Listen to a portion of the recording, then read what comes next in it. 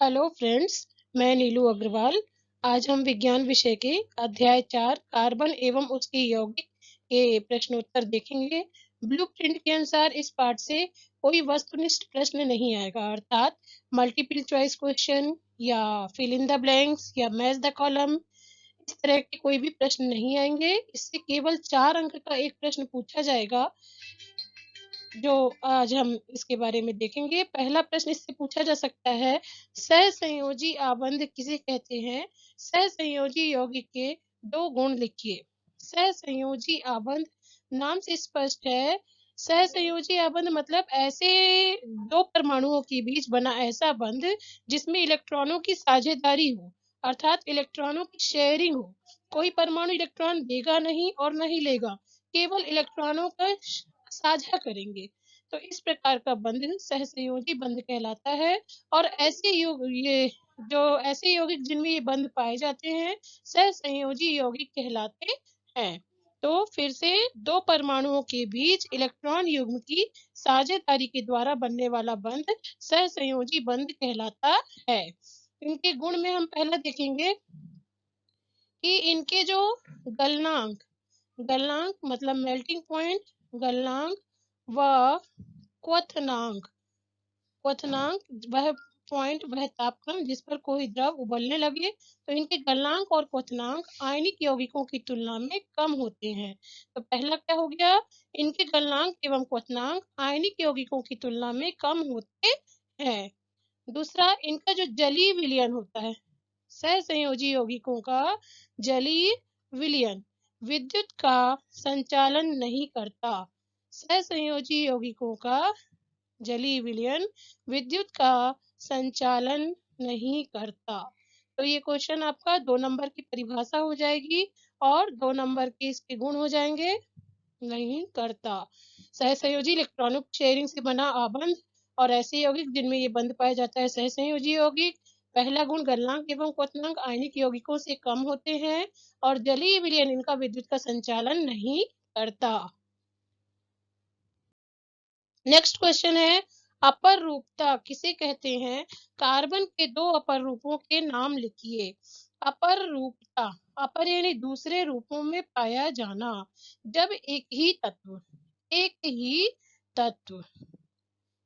ही तत्व प्रकृति में कई रूपों में मिले, प्रकृति में कई रूपों में मिले, जिनके भौतिक गुण तो अलग अलग हों, भौतिक गुण क्या हो, भिन्न भिन्न हो, भौतिक गुण भिन्न, परंतु रासायनिक गुण रासायनिक गुण जो होंगे समान होंगे, अपर रूप कहलाते हैं।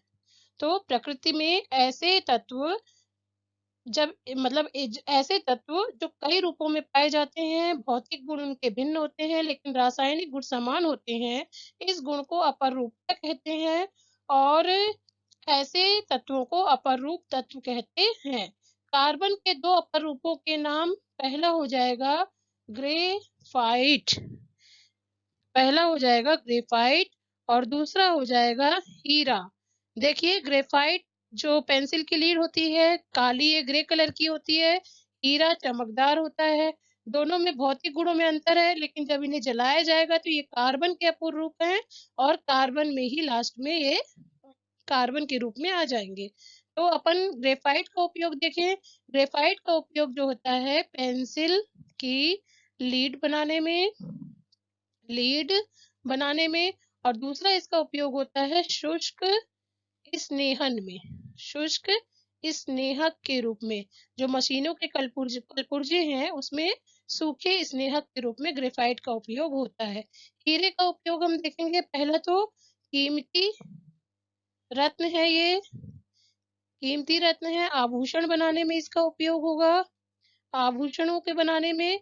और दूसरा इसका उपयोग होगा कि ये बहुत ही अधिक कठोर होता है, अतः कांच काटने के औजार में, कांच काटने वाले औजारों में, पत्थर में छेद करने में, पत्थर में छेद करने में।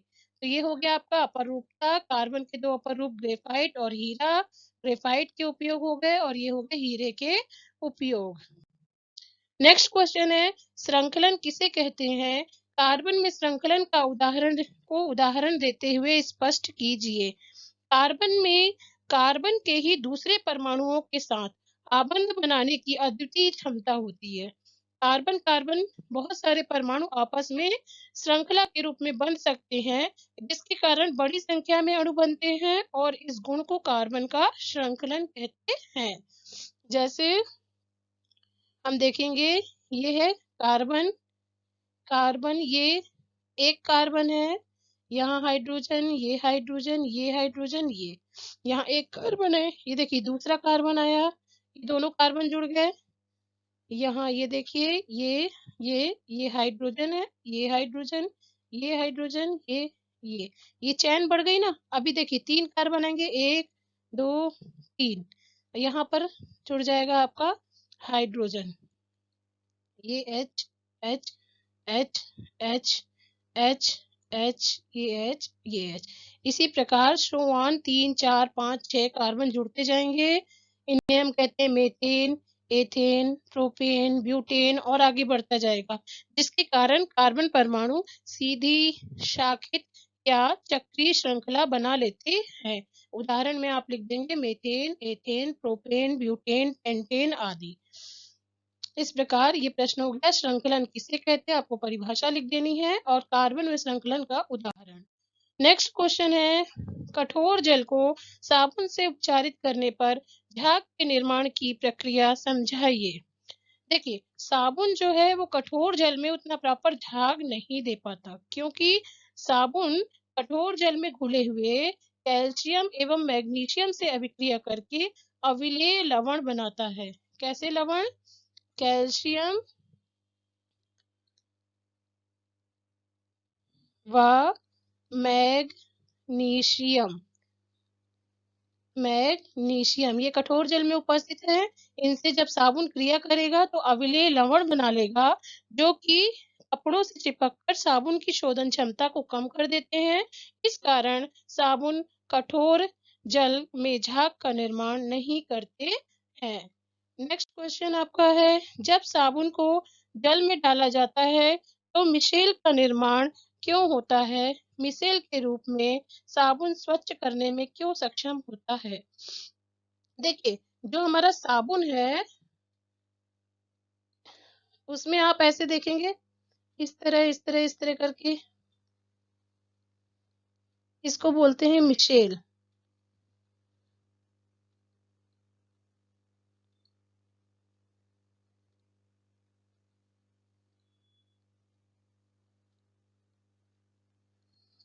ये जो यहाँ पर सिरा होता है ये Na+, और यहाँ पर ये जो बीच में है ये तैलीय गंदगी, तैलीय गंदगी।